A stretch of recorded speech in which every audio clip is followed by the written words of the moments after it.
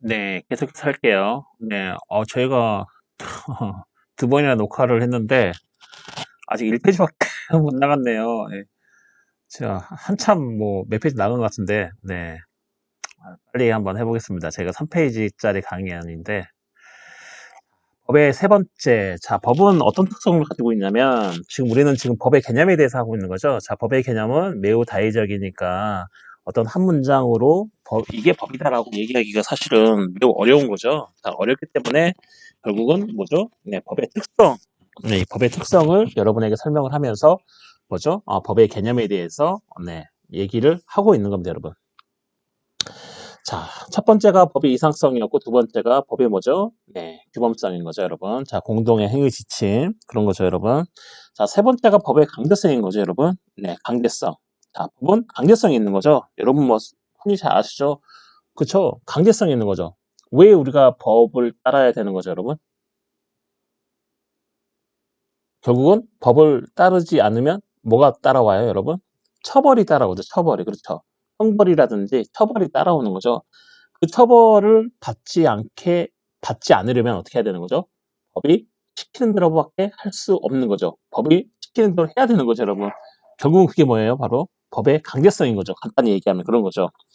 법의 강제성이라는 것은 다시 말하면 뭐냐면 법이 뭐죠? 행위 지침, 즉 법의 규범인 거죠. 자, 법의 규범성 때문에 그 규범, 자, 인간의 어떤 우리 사회 현실을 규율하기 위한 어떤 개개인에게 평등하게 작용하는 공통의 행위 지침을 법이 딱 던져놨는데 우리가 만약에 그 행위 지침대로 우리가 행위하지 않아요. 그렇다면 법이 있을 필요가 당연히 없겠죠. 그런 거죠. 그죠? 하지만 우리가 뭐죠? 그 행위 지침을 따라서 우리의 행위를 맞춰요. 왜 그러죠, 여러분? 결정적으로 당연히 우리가 그렇게 하지 않으면 뭐가 따라오기 때문에 처벌이 따라오기 때문에 처벌이 따라오기 때문에 우리는 뭐죠? 지킬 수밖에 없는 거죠, 여러분. 그렇죠? 이게 바로 뭐냐면 법의 강제성이라고 하는 겁니다, 여러분. 자, 법은 하나의 사회 규범으로, 그렇죠. 법은 하나의 사회 규범으로 인간의 행위와 관계없이 존속한다. 그런 거죠. 그죠? 자, 법은 하나의 사회 규범, 사회 규범인 거죠. 아까 위에서 봤죠. 사회 규범으로서 어떤 인간의 행위와 관계없이 존속을 할 수 있는 거죠, 여러분. 이해하시나요? 법은 그냥 딱 존속을 할 수 있어요. 그 말이 뭐냐면 아까 조금 전에 설명했듯이 이 법 규범, 그죠? 법 규범의 위반이 반복되더라도 법 규범으로서의 성질이 동요되거나 변화되는 것은 아니다. 그런 거죠, 여러분. 법의 강제성이 없고 법의 이상성하고 법의 규범성만 있어요. 어떤 우리의 공통의 행위 준칙, 즉 행위 규칙만 있을 뿐이에요. 법의 강제성 없다고 한번 생각을 해보세요. 그럼 결국은 우리가 이 법의 행위 지침이 있는데 이 행위 지침을 계속해서 위반해서 반복을 해요. 위반을 계속해서 반복해요. 그렇게 하지 않아요. 어떤 법의 규범성 때문에 어떤 행위 지침을 공통의 행위 지침을 줬는데 우리는 그 행위 지침대로 우리의 행동을 맞추지 않아요. 우리가 계속해서 그 행위 지침을 위반을 해요. 그렇다고 해서 뭐예요? 이 법이 어떤 성질이 동료가 되거나 이 법의 어떤 내용이 변화가 되나요? 그렇진 않죠, 여러분. 아무리 여러분 법을 많이 위반해도 만약에 A는 B다라는 법이 있는데 우리가 그걸 위반해요. 그렇다고 A는 B가 바뀌나요? 안 바뀌죠. 그렇죠? 동료가 되나요? 동료 안 되죠. 변화되나요? 변화되지 없는 거죠. 자, 이해하시나요? 자, 법규범의 위반이 반복되더라도 법규범으로서 어떤 성질은 동요되거나 변화하는 것은 아닙니다, 여러분. 자, 결국은 법은 하나의 사회 규범으로 인간의 행위와 관계없이 존속한다는 것을 알 수 있죠. 그렇죠. 하지만 여기에 뭐가 플러스가 되냐면 법의 강제성이라는 것이 플러스 되는 거죠. 즉, 이러한 공통의 행위 규칙을 지키지 않았을 경우에 당신은 어떻게 처벌이 되고 어떻게 어떤 형벌이 가해질 수 있다라고 하는 어떤 법의 강제성을 부여를 해놓는 거죠. 자, 결국에는 뭐죠? 이러한 법 규범의 위반에 대한 재판은 결국은 보통 외적 강제를 동원한다. 자, 이게 바로 뭐냐면 법의 강제성인 거죠. 누가 만약에 법의 규범성이 있고 이 규범성이 뭐냐면 우리 사회생활 현실을 공통적으로 규율하고 있는 어떤 행위 준칙인데 그리고 개개인에게 평등하게 적용되고 있는데 만약에 어떤 사람이 이런 법의 규범성을 지키지 않으면 결국에는 뭐죠? 외적 강제를 동원하게 되는 거죠. 자, 이 외적 강제를 동원한다는 게 뭐냐면 결국은 법의 강제성이라는 거죠. 결국은 형벌이라든지 어떤 강제 집행 등 실력인 거죠. 실력, 힘인 거죠. 자, 실력 작용에 따라 강제된 거죠. 네가 그렇게 하네? 그렇게 해. 그런 거죠, 여러분. 이해하시나요? 자, 법은 이상성도 있고 그 다음에 공통으로 행동해야 될 어떤 공동의 평화와 안정을 기대하기 위해서 우리가 다 같이 우리 사회 구성원 모두가 지켜야 될 어떤 행위 준칙도 있지만 그게 바로 뭐냐면 법의 규범성인데, 자, 그 규범성을 지켜지게 하기 위해서는 법의 어떠한 특성이 반영되냐면 결국은 법의 강제성이라는 게 있는 거죠. 그 강제성은 당연히 뭐죠? 실력인 거죠. 실력 작용이 되는 거죠. 결국 외적 강제로 드러나는 거죠. 더 쉽게 얘기하면 만약에 법이 이렇게 하라고 규범을 제시를 하고 있는데 그 규범을 제시를 하고 있는데 우리가 그 규범대로 행동하지 않으면 결국에는 형벌을 받는 거죠. 네, 강제 집행 당하고 처벌이 된다. 자, 이게 바로 뭐냐면 자, 물리적 강제성을 가지고 있다 이런 거죠. 네, 그렇죠. 물리적 실력 작용. 뭔가 우리가 갖는 거죠. 뭔가 감금, 그렇죠. 감금이 아니죠. 그렇죠. 뭐 징역인 거죠. 자, 뭐 어떤 감옥 교도소에서 뭐 징역 3년이다. 그럼 3년을 뭐죠? 신체의 자유를 박탈당한 채, 완전히 박탈은 아니지만 어떤 되게 제한된 채 어디 한 곳에서 못 나가게 되는 거죠. 그런 강제성이 동반이 되는 거죠, 여러분. 그렇죠. 이게 바로 뭐냐면 법의 강제성, 즉 뭐죠? 물리적인 강제성이죠. 강제성 중에서도 물리적인 강제성인 거죠, 여러분. 그렇죠. 왜냐하면 우리의 어떤 뭐 물질이나 벌금형이면 우리가 가지고 있는 돈이 나가거나, 그렇죠. 만약에 몸이 자유롭지 못하게 되면 그거는 어떤 뭐 징역형이거나 이런 거죠. 그렇죠, 여러분. 자, 이 강제성은 자 물리적 강제성을 얘기를 하는 겁니다, 여러분. 그리고 심리적 강제도 있어요. 자, 법은 심리적 강제도 있겠죠. 그렇죠. 우리가 이런 규범을 지키지 않으면 이러한 행위 준칙을 지키지 않으면은 안 된다라는 어떤 심리적인 압박도 있는 거죠. 그렇죠. 우리가 만약에 교통 신호를 건너는데 네, 횡단보도, 즉 파란 신호등에 초록색 신호등인 거죠. 네, 왜 초록색 신호등을 파란색이라고 얘기하는지 모르겠지만 여튼 파란 신호등, 네, 파란 신호등에 건너지 않으면 당연히 뭐죠? 안 되는 거죠. 왜냐하면 우리 사회의 어떤 공통된 행위 준칙인 거죠. 그리고 만약에 파란 신호등에 건너지 무단횡단했다. 그러면 당연히 거기에 따른 벌금이 있겠죠. 그죠? 이게 바로 물리적 강제성인 거죠. 하지만 거기에는 물리적 강제성이 있는 것뿐만 아니고 또 뭐가 있어요? 심리적 강제도 있겠죠. 그죠? 저 파란불에 건너야 되는데 파란불에 안 건너면 뭐죠? 물리적 강제, 경찰한테 걸리면, 걸리면이 적당한 용어인가요? 아니겠죠. 경찰에게 적발이 되면, 이거 벌금 무는데 심리적으로 뭔가 압박을 받잖아요. 자, 그런 게 이제 심리적 강제인데, 근데 이거는 법의 특성이지만 법만의 특성이 아닌 거죠. 그동안 우리가 했던 법의 이상성이라든지 또 뭐죠? 법의 규범성이라든지 법의 강제성은, 자, 이 강제성은 물리적 강제성인 거죠. 자, 이거는 법만이 갖는, 유일하게 법만이 갖는 특성이지만 이 심리적 강제는 다 법만이 갖는 특성은 아니고 다른 규범에서도 나타나는 겁니다, 여러분. 네. 도덕에서도 나타나는 거죠. 법 외에 다른 규범에서 나타나고 또 법이 아닌 어떤 도덕에 의해서 나타나는 거죠. 그죠? 도덕도 그런 거죠. 도덕 시간에 웃 어른을 공경해야 돼. 공경하지 않으면 안 돼. 그게 우리 유교 사상에 뭐 배운 거야. 뭐 이런 게 있다고 치면, 우리가 뭐 지하철에서 앞에 이제 연로하신 선생님들이 계시는데 자리 안 열어주면 이거는 예의가 없는 거다. 누가 안 일어난다고 뭐라 하지는 않지만 심리적으로 강제가 되잖아요. 그죠? 일어나야 되는데 나 일어나라고 옛날에 도덕 시간에 배웠는데 막 이런 이제 심리적 압박을 느끼는 거죠, 여러분. 자, 그런 심리적 강제는 자 법뿐만 아니고 다른 규범에서도 나타나기 때문에 결국에는 이 심리적 강제라는 것은 법의 유일한 특성이 될 수가 없고, 법도 이런 특성이 있지만 다른 규범에서도 이러한 특성이 나타난다. 자, 이런 거죠, 여러분. 이해하시나요, 여러분? 자, 우리는 또 법을 뭐라 그래요? 최소한의 도덕이라는 거죠. 그렇죠? 자, 법을 우리는 최소한의 도덕이다 이런 거죠. 이 법은 최소한의 도덕이다. 이 말을 한번 생각해 보시면 법의 특성을 알 수가 또 있습니다. 이 심리적 강제에 대해서. 네. 이 또 물리적 강제 또는 심리적 강제에 대해서 그러는 거죠. 자, 이해하시나요, 여러분? 그리고 법은 단체 규범성을 갖는다. 자, 결국은 뭐죠? 규범이라는 그 자체가 뭐죠? 우리 사회를 구성하고는 그 모든 구성원이 지켜야 될 공통의 행위 규칙인 거죠. 결국은 개인이 아니고 뭐죠? 단체인 거죠. 그런 거죠, 여러분. 이해하시나요? 자, 그거를 조금 더 고상하게 풀어서 얘기하면, 자, 법은 국가가 질서 유지 및 국가의 공동 목적의 달성을 그 구성원에게 준수시키기 위하여 강제하는 단체 규범이다. 이런 거죠, 여러분. 자, 한 국가의 법이 있다는 것은 뭐냐면, 결국에는 이 법을 어떤 개인 혼자서 지키는 게 아니고, 이 국가에 살고 있는 우리 뭐죠? 구성원 단체인 거죠. 이 구성원 단체가 뭐죠? 단체로 지키는 거죠. 네. 자, 법의 규범성은 공통의 행위 규칙이고 이 행위 규칙을 이 국가 안에서 살고 있는 모든 구성원, 자, 국민인 거죠. 국민이 뭐예요? 국민이란 이 단체가 지키고 있기 때문에 결국에는 이 법은 뭐냐면 단체 규범성의 특성을 갖는 거죠, 여러분. 이해하시나요? 규범이라는 그 자체가 결국은 공동의 행위 규칙인 거죠. 그 행위 규칙을 누가 지키고 있어요?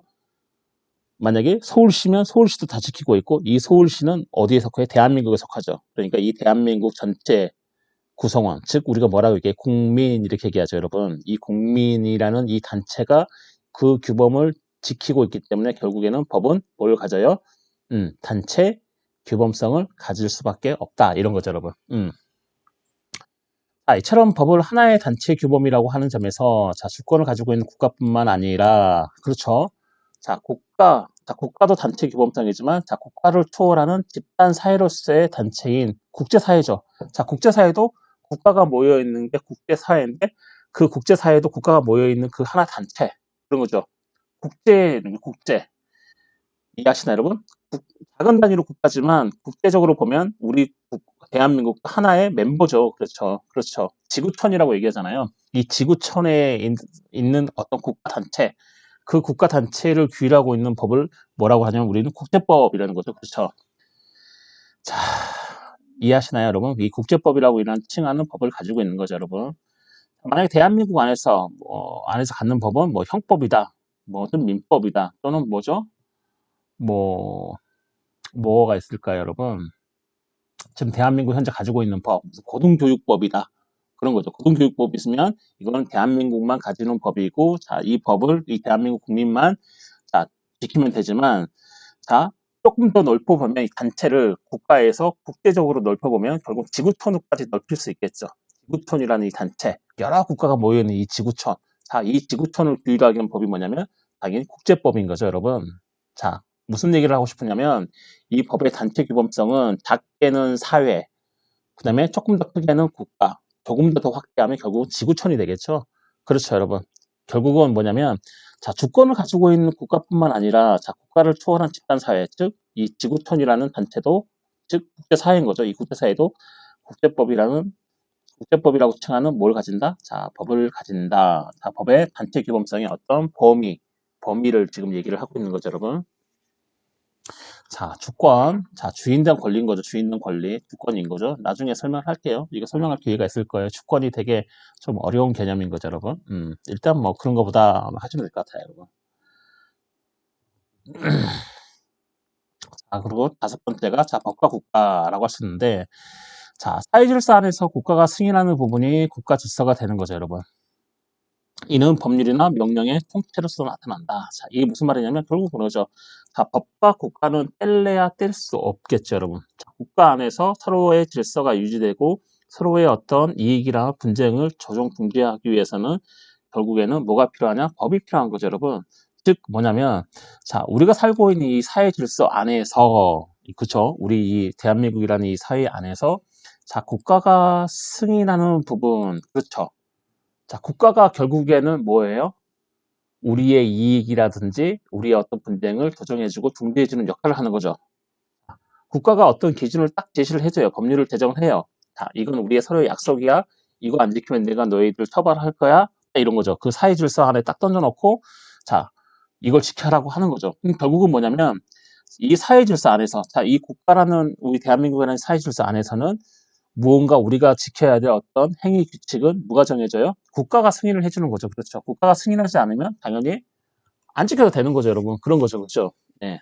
그래서 이 국가가 승인하는 부분이 당연히 국가 질서가 되는 거죠. 결국에는 국가가 승인해야 우리가 지키는 국가 안에서 어떤 질서가 되고, 자, 이 국가 질서는 결국에는 법이라는 법에서 나타나는 거죠. 그렇죠? 법의 강제성이 있기 때문에 국가가 승인하는 부분이 국가 질서가 되고, 당연히 이 국가 질서는 어디서 나타나요? 당연히 법에서 나타나는 거죠.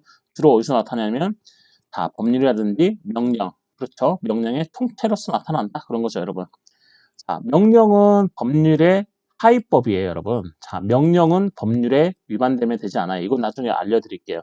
결국은 국회에서 정하는, 자, 제정하는 걸 우리는 자, 법률이라 얘기하고, 자, 이 명령은 뭐죠? 대통령 명령, 뭐, 국무총리 명령, 장관 명령, 이렇게 해가지고, 뭐, 대통령령, 그 다음에 총리령, 그 다음에 부령, 이렇게 얘기하는 거죠. 결국에는 국가가 서로 우리가 살고 있는 이 국가 안에 어떤 질서를 유지하기 위해서 국가가 승인한 부분이 국가 질서가 되는데 결국에는 그게 뭘로 나타나냐면 그렇죠. 국회가 제정하는 법률 그렇죠. 그 다음에 대통령이라든지 그다음 국무총리라든지 장관이 발하는 명령 자 그런 통태로서 나타나는 게 뭐냐면 자 뭐죠? 법과 국가 네 이런 걸로 나타난다. 국가 질서가 이런 걸로 나타난다는 거죠, 여러분. 자, 그러나 법은 국가에 있어서만 나타날 수 있는 것은 아니라 모든 영역에서 볼 수 있는 거죠, 여러분. 자, 그렇죠. 예를 들어서 국가를 초월하는 법은 교회법이 있는 거죠, 여러분. 교회법. 교회법은 막 노마 카톨릭, 노마 카톨릭이 아닌 거죠. 바티칸 카톨릭이죠. 네, 죄송해요, 여러분. 카톨릭 신자분들. 바티칸 교황이 뭐 하는 그런 교회법은 결국에는 그 바티칸에만 있는 게 아니고 세계의 어떤 카톨릭, 뭐 우리나라 카톨릭도 마찬가지고 그런 것들로 많이 영향을 미치죠, 여러분. 그런 거죠. 국가가 승인하는 부분이 국가 질서가 되지만 결국에는 이 법이라는 것은 국가에 있어서만 나타날 수 있는 것이 아니면 모든 영역에서 나타날 수 있다. 이런 거죠. 예를 들어서 교회법이라는 거죠. 그게. 그 다음에 뭐 세계적으로 국제적으로 뭔가 상업 활동을 할 때에 자연 발생적으로 나타나는 어떤 상관습법, 그렇죠. 상업 활동을 할 때는 이러이러한 어떤 규칙에 따라야 된다. 자, 이러한 세계적 상관습법 등이 역사적으로 성립이 되어 있습니다, 여러분. 이해하시나요? 자, 여기까지 해서 자, 법의 이상성, 그 다음에 법의 규범성, 그 다음에 뭐죠? 법의 강제성, 네 번째가 법의 단체 규범성, 다섯 번째가 법과 국가. 자, 이런 것들을 통해서 즉 법의 특성들이 이렇게 나타나고 있는데 결국은 이런 법의 특성이 법의 개념을 네, 뭐죠? 간접적으로나마 법은 이런 거구나라는 법의 개념을 정립할 수 있도록 도와주는 역할을 하게 되는 거죠, 여러분. 왜 그런다 그랬어요? 자, 법은 어떤 한 단어나 한 문장으로 뭐죠? 정의하기가 매우 어렵기 때문에 그렇다 그렇죠, 여러분. 자, 이해하시나요? 자, 세 번째로 자, 법의 구조를 한번 볼게요. 자, 일반적으로 법의 구조로 하면 자, 행위규범, 강제규범, 조직규범의 세 가지 형태로 나타난다. 자, 여태까지는 뭐죠? 법의 특성, 즉 법의 개념에 대해서 했으면 자, 법은 어떠한 구조로 이루어져 있나? 자, 이런 거죠. 법은 도대체 어떤 구조로 이루어져 있나? 자, 일반적으로 법은 행위규범, 뭐죠? 이렇게 행위를 해야 된다, 안 해야 된다. 강제규범, 이렇게 행위를 하지 않으면 어떠한 강제가 부과가 된다. 그런 거죠. 그 다음에 조직규범 뭐죠? 네, 어떻게 조직을 구성해라. 자, 이런 거죠, 여러분. 자, 이게 조직규범인데, 자, 법의 규정은 크게 세 가지 형태로 이루어져 있습니다, 법은. 자, 어떤 행위규범이 있고, 그 다음에 강제규범이 있고, 그 다음에 조직규범이 있습니다, 여러분. 자, 볼게요. 구체적으로. 자, 1번 보면 행위규범 있죠, 행위규범. 그쵸. 규범이 뭐라 그랬어요? 공통의 행위규칙이라는 거죠, 행위규칙. 자, 행위규범. 자, 법에서 일정한 행위를 금지 또는 명령을 함으로써, 즉, 법이 일정한 행위에 대해서 하지 마 또는 야 이렇게 해라고 명령함으로써 자 일반 국민에게 어떤 행위의 준칙으로 삼도록 하는 규범이다 이런 거죠, 여러분. 그렇죠. 자 법에 일단 법률을 보면 법을 보게 되면 법에는 뭐라고 되어 있어요? 야 이런 것은 이렇게 저렇게 해. 그리고 야 어떤 것은 이렇게 하면 안 돼. 어떤 것은 저렇게 하면 안 돼. 자 이렇게 뭐가 있어요? 네, 행위의 어떤 기준이 딱 정해져 있죠. 제시가 되어 있는 거죠, 여러분. 규범성이죠. 규범. 행위의 어떤 공통된 행위 규칙이 있는 거죠. 자, 이러한 일반 국민에게 어떤 행위의 준칙으로 삼도록 하는 규범이다. 그렇죠, 여러분. 예를 들어서 그런 거죠. 야, 사람을 살인하면 안 돼. 살인을 하면 안 돼. 그래서 이 살인을 금지를 하도록 금지를 하고 있는 거죠. 야, 너네들은 행위를 어떤 할 때, 야, 살인을 하면 안 된다. 그렇죠. 네. 이해하시나요? 금지를 하고 있는 거죠. 어떤 법에서 일정한 행위를 금지를 하고 있는 거죠. 그 다음에, 자, 뭐, 퇴거 불응죄, 뭐, 법에서 정당하게 퇴거를 하라 그랬는데, 퇴거를 안 하게 되면 퇴거 불응죄가 되는 거죠. 자, 명령을 하는 거죠. 야, 너 퇴거해! 퇴거해! 라고 했는데, 퇴거를 안 해요. 퇴거는 뭐죠? 어떠한 데서, 뭐죠? 나가는 거죠. 네. 그래서 법에서 나가라고 했는데 안 나가요. 네. 그렇죠, 여러분. 네. 이해하시나요? 네. 자, 퇴거를 하라고 명령을 했는데, 불응해요. 그렇죠. 퇴거를 요구하는 명령 규범이라는 행위 규범을 전제를 하고 있다. 이런 거죠, 여러분. 결국에는 행위 규범이란 뭐냐면, 자, 우리는 법의 구조를 하고 있는데, 이 법의 구조에는 세 가지, 즉 행위 규범, 강제 규범, 조직 규범이 있는데, 자, 행위 규범은 법에서 뭐 해라, 뭐 하지 마라 이렇게 일반적으로 금지로 하고 있거나 또 어떤 것을 명령을 하고 있는 거죠. 자, 그런 것들이 바로 뭐냐면 행위 규범인데, 예를 들어서 뭐죠? 살인죄, 살인하지 마라, 그죠? 자, 퇴거 불응죄. 자, 퇴거를 했는데 퇴거를 안 하게 되면 정당하게 퇴거를 명령했는데 퇴거를 안 하게 되면 퇴거 불응죄, 자, 처벌이 되는 거죠. 퇴거 불응죄로. 자, 그런 이제 명령 규범, 이런 행위 규범을 전제로 하고 있습니다.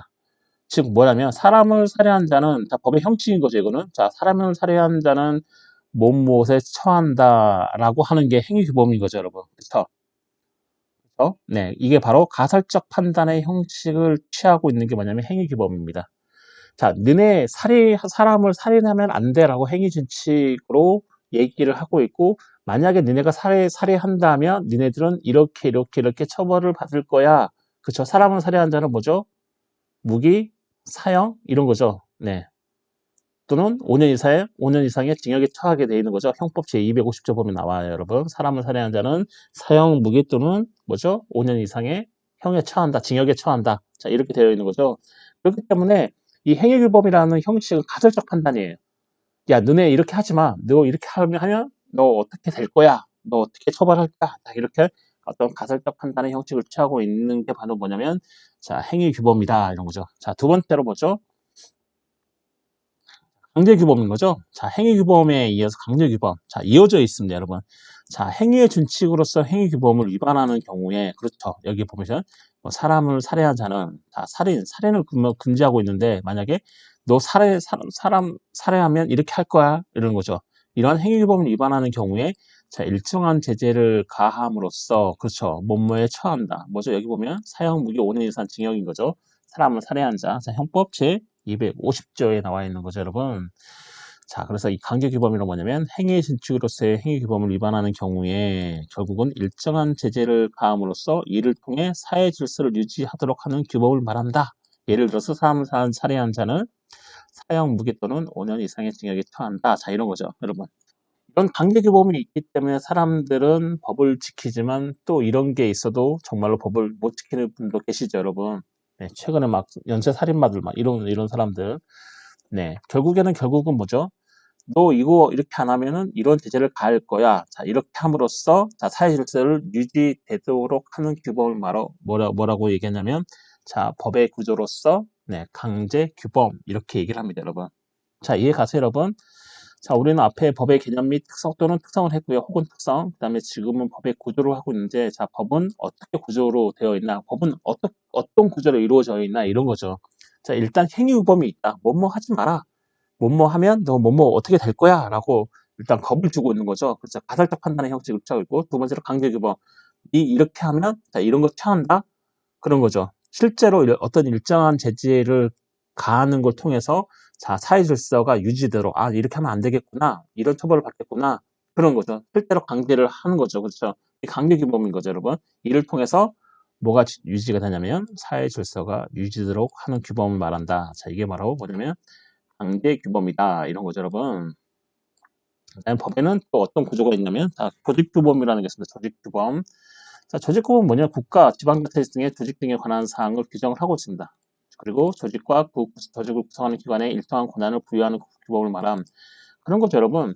여러분 뭐 국가 대통령 뭐 이런 거죠. 대통령, 뭐 대통령 선거, 국무총리 임명 다 이런 것도 다 어디에 있어요? 헌법에 있죠. 뭐 지방자치단체는 어떻게 구성하는 지방자치단체법이 있는 거죠, 여러분. 다 그런 법률에 따라서 지방자치장이 생기고, 그다음에 그 지방자치를 운영하는 운영 사무국 있고, 사무국은 어떻게 꾸려지고, 다 이런 것들이 다 뭐예요? 조직인 거죠. 그 조직 규범 그런 것들이 어디에 있어요? 법에 있는 거죠, 법에. 네, 법에. 우리가 마음대로 하는 게 아니고 법에 있어요. 네, 대통령 선거는 뭐 5년마다 한 번씩 해라. 이런 게 다 있는 거죠, 여러분. 음. 자, 그런 것들 다 법에 있는 거죠. 그다음에 뭐죠? 정부는 어떻게 조직을 해라. 이게 뭐냐면 정부조직법이라는 건데 그런 법들이 있는 거죠. 이 법의 또 다른 구조 중에 하나는 조직규범이라는 거죠, 여러분. 자, 뭐죠? 조직을 뭘로 정해요? 법으로 정하는 거죠. 어떻게 조직을 만들어야 된다. 이 조직에는 몇 명이 근무하고 뭐 장이 몇 명이고 사무직원이 몇 명이고 자 이런 거 쭉 법에 있는 거죠, 여러분. 그런 거죠. 자, 그런 국가나 지방자치 등의 조직 등에 관한 사항을 규정을 한다. 그리고 조직과 그 규정을 구성하는 기관에 뭐죠? 일정한 권한을 부여하는 규범을 말한다. 그런 거죠. 예를 들어서 헌법을 보면 대통령은 무슨 권한을 행사한다. 국군 통수권자이고 국무회의를 주재를 하고 그다음에 국민투표를 회부할 수 있는 국민투표 회부권이 있고 부의권이 있는 거죠. 부의권이 있고 자 이러한 권한들을 부여를 하고 있는 거죠. 어디에서?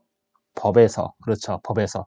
자, 그래서 이 법의 구조 중에 또 하나의 구조는 뭐냐면 조직규범이다. 이런 거죠. 그렇죠. 자, 가장 기본적인 조직 규범으로는 권력 분립에 의하여 국가의 근본 조직을 규정하고 있는 헌법이 있는 거죠. 그렇죠? 헌법이 아까 뭐라 그랬죠? 우리나라 최고의 법이라 그랬죠? 그 하위 법은 뭐죠? 법률이 있고 명령, 규칙 뭐 이런 것들이 있는데 이런 것들은 다 어디에 부합을 해야 돼요? 헌법에 부합을 해야 되는 거죠. 헌법에 부합되지 않는 즉 헌법에 위반되는 자, 헌법의 정신과 헌법의 가치에 위반되는 법률이나 명령, 규칙들은 여지없이 뭐가 되죠? 여지없이 개정이 되거나 폐지가 되겠죠, 여러분. 그걸 누구 어디서 해요? 헌법재판소가 하죠. 헌법재판소. 자, 헌법재판소가 자 어떤 법률은 헌법에 위반된다. 그렇죠. 위반되지 아니한다. 이런 것들을 판단을 하잖아요. 네. 그렇기 때문에 우리나라 최고법은 헌법인 거죠. 그죠? 그리고 이런 기본적인 조직 규범으로는 다 권력 분립에 의하여 국가의 근본 조직을 규정하고 있는 헌법이 있다. 이런 거죠. 자, 권력 분립도 되게 중요한데 나중에 이건 또 말씀드릴 기회가 있을 거예요, 여러분. 자, 그리고 자, 일단 법의 개통을 한번 볼까요? 자, 여태까지는 어떤 법의 구조라든지 그 위에 보시면 법의 특성, 그렇죠? 법의 의의, 자, 이런 것들을 봤다면 자, 두 번째로는 여기 보시면 법의 개통인 거죠. 자, 법은 도대체 어떠한 개통이 있나? 뭐 여러 가지 개통이 있지만 여러분이 그냥 아셔야 될 건 뭐냐면 자, 두 가지 개통만 아시면 됩니다. 법은 자, 파가 있는 거죠. 파. 예를 들면 문파가 있는 거죠. 뭐 옛날에 중국 영화 보면 뭐 무당파, 뭐 소림파 이렇게 있잖아요. 뭐 이런 것처럼 법도 자기의 계통이 있어요. 구체적으로 대표적으로 자, 뭐 두 가지로 나눌 수 있습니다. 물론 뭐 서너 가지로 나눌 수도 있지만 자, 대부분 일반적으로 두 가지로 나누고 있습니다. 법의 개통, 자, 법의 혈통인 거죠. 혈통, 그렇죠? 어떤 법이 어디서 왔나 이런 법의 혈통인 거죠, 여러분. 이해하시나요? 첫 번째로 대륙법계, 그 다음에 두 번째로 영미법계라고 하시는데, 자, 일단 대륙법계를 보면, 자, 법의 혈통, 네, 법의 혈통, 그쵸? 자, 대륙법계는 뭐냐면, 유럽 대륙에서 발달하는 것으로, 자, 일반적, 추상적 규범으로서, 이게 제정이네요. 네, 제정된, 자, 성문법.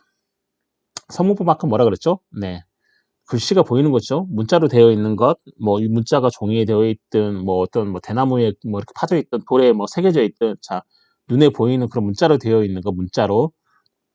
구두나 말로 되어 있는 게 아니고, 자, 문자로 되어 있는 걸 우리가 뭐라고 하냐면, 성문법, 이렇게 문자가 있다, 이런 거죠. 자, 이 성문법을 주요한 법원으로 하고 있습니다. 자, 이 법원이라는 건 우리가 말하는 재판정을 얘기하는 게 아니고요. 법의 원천을 얘기하는 거죠. 법의 원천. 자, 대륙법계는 어디서 발달했다고요? 자, 유럽 대륙에서 발달했다. 자, 유럽은 어디예요? 여러분 잘 아시는 뭐 프랑스나 독일 이렇게 되겠죠. 자, 이런 유럽 대륙에서 발달한 것으로 말미암아 자, 일반적 추상적 규범. 자, 일반적이라는 것들은 자, 모든 사람에게 해당이 된다는 거고 자, 추상적이라는 것은 구체적인 거 반대말인 거죠. 법에서는 뭐 해야 된다 이러는 거지 구체적으로 몇 시 몇 분 몇 초에 숟가락으로는 몇 번 들어야 되고 이렇게 안 돼 있죠. 그런 거죠. 그런 이해하시나요? 추상적이라는 게. 법은 뭐뭐뭐뭐는 뭐뭐뭐 어떻게 해야 된다 이렇게 되어 있는 거지. 구체적으로 이거는 이렇게 하고 저건 저렇게 해서 이건 이렇게 한 번 꼬고 저건 두 번 꼬고 막 이런 식으로 안 되어 있는 거죠. 법은 일반적으로 되게 추상적으로 되어 있는 거죠. 그렇죠. 이렇게 하는 이거는 이렇게 해야 된다 이렇게 되어 있는 거죠.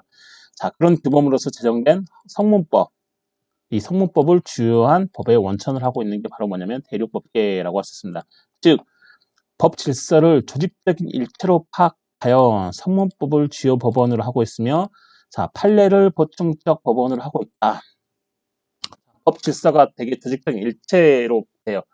제가 말씀드렸죠. 자, 헌법이 있고, 그 다음에 여기에 밑에 법률 있고, 법률 밑에 명령이 있고, 이해하시나요? 이런 법 질서가 조직적인 일체로 파악되어 있어요. 이런 법 질서를 조직적으로 일체로 파악할 수 있는 근거가 뭐냐면, 당연히 이게 뭘로 되어 있어요? 성문법으로 되어 있기 때문에 그렇죠. 문자로 되어 있기 때문에. 문자로 되어 있기 때문에 이 문자로 되어 있는 법을 뭐죠? 줄을 세우는 거예요. 어떤 게 가장 높은 건지, 어떤 게 가장 낮은 건지. 문자로 되어 있기 때문에 눈에 보이는 거기 때문에 얘네들을 줄을 세울 수가 있는 거죠. 이해하시나요, 여러분? 그게 바로 성문법의 특성이죠, 특성. 이해하시죠, 여러분? 말로만 하는 것들은 실체가 없기 때문에 어떻게 뭐죠? 네, 질서를 세울 수가 없는 거죠, 여러분. 세울 게 없는 거죠. 그렇죠. 말로만 하는 것들은 세울 게 없는 거잖아요. 눈에 보이는 게 없기 때문에. 하지만 이 대륙법계는 성문법을 주요한 법원으로 하고 있기 때문에 눈에 보이는, 즉 문자로 되어 있는 뭐죠? 법이기 때문에 이 법들 사이에서 어떤 게 가장 최고인지 어떤 게 가장 최고가 아닌지 이렇게 줄을 세울 수 있는 거죠. 즉, 법 질서를 조직적인 일체로 파악할 수 있는 거죠. 그렇죠? 이 법 질서를 쭉 세우면 그게 조직적인 일체로 파악되는 거죠. 자, 그럼 성법을 주요 법원을 하고 있고, 판례는 뭐죠? 결국은 말로 한다는 거죠. 판례. 그래서 법원에서 그냥 땅땅땅 판례가 나오는 거죠. 이런 케이스는 뭐 이렇게 뭐 판결이 났고, 또 저런 경우에는 저렇게 판례가 났고, 자, 그런 판례들, 그때그때 케이스 바이 케이스로 나타나는 그런 판결들을 보충적 법원을 하고 있는 게 뭐냐면 대륙법계라고 합니다. 대륙법계. 이해하시나요, 여러분? 이게 바로 대륙법계. 법의 혈통인 거죠. 자, 법의 혈통 중에 이런 대륙법계에서 대륙법계는 성문법이 법원을 하고 있고, 판례, 즉 케이스 바이 케이스 경우에 따라서 판사들이 판결하는 그런 내용들을 보충적으로 법원을 하고 있는 거죠. 일단 성문법, 즉 문자로 되어 있는 법이 있기 때문에 이 법의 기준에 한번 비춰보고, 만약에 그 법에 그러한 사건이 그런 어떤 사건이 났을 때 그러한 사건에 적당한 성문법이 없을 때 그때 뭐를 보냐면 판례를 보는 거죠. 자, 보충적인 거죠. 보충적. 그런 거죠. 이걸 우선적이 아니고 보충적인 거죠. 성법이 없으면 이걸 해요. 판례를 본다. 그래서 그걸 바로 보충적이라는 거죠. 그게. 자, 이 판례를 보충적 법의 원천을 하고 있는 게 바로는 대륙법계다. 이런 거죠. 자, 그러면 영미법계는 뭐죠? 눈치 빠르신 학생님들은 아시겠죠? 결국은 영미법계는 눈에 보이는 게 없다는 거죠. 즉, 판례거죠, 판례. 영미법계는 판례를 주요하고 있는 거죠. 한번 쭉 읽어보시겠어요, 이거는? 자, 판례인 거죠. 관습인 거죠. 관습. 네, 관습. 네. 일반 관습. 자, 영국에는 보통법이라는 거죠. 여러분 한번 이거 읽어보세요. 영국에는 1660년 영국의 통일부터 시작되는데, 자, 영국은 옛날에 지방적 관습법을 존중하면서, 영국은 옛날에 왕이 실권을 두고 있는 게 아니라 지방 제후들인 거죠. 봉건 영주라고 하는 거죠. 봉건 영주, 봉건 제도에서 자기 땅을 지방에 가지고 있으면서 자기 지방을 다스리는 사람을 영주라 그러는 건데, 왕은 거의 허수와 아비에 가까웠고 영주가 더 훨씬 더 강력한 실권을 가지고 있었죠. 그렇기 때문에 이 어떤 그 영미법계에서는 지방 영주의 힘이 가장 셌습니다. 여러분 이해하시나요, 여러분? 그래서 그 옛날 영국은 지방적 관습법을 되게 존중했어요. 왜냐하면 영주가 힘이 세기 때문에 왕은 허수아비니까 당연히 지방 영주의 어떤 실력에 굴복할 수밖에 없었죠. 그래서 그 법의 통일이 안 되겠죠. 각 지방 영주는 각 지방 자기의 네, 방식에 따라서 법을 적용하면 당연히 법이 우후죽순이겠죠, 여러분. 어떤 지방에 가면 이렇게, 어떤 지방에 가면 저렇게. 그래서 옛날 영국의 왕은 이제 지방에 나와 있는 그런 지방의 특색을 가지고 있는 어떤 관습법을 존중하면서도 법의 통일을 기도해야겠죠. 그렇죠. 우리는 같은 영국 하늘 아래인데 각 지방마다 법이 다르면 힘드니까 이 법의 어떤 통일을 기도하기 위해서, 통일을 시키기 위해서 어떤 국왕법원을 설치했고, 이 법원의 재판관이 이제 막 각 지방에 있는 그 영주들이 있는 지방으로 파견돼서 각각 순회 재판을 막 이렇게 행한 거죠. 왜냐면 뭘 위해서? 법의 통일을 위해서. 그렇죠? 중앙에 있는 한 사람이 각 지방에 돌아다니면서 순회 재판을 한 거죠. 그렇죠?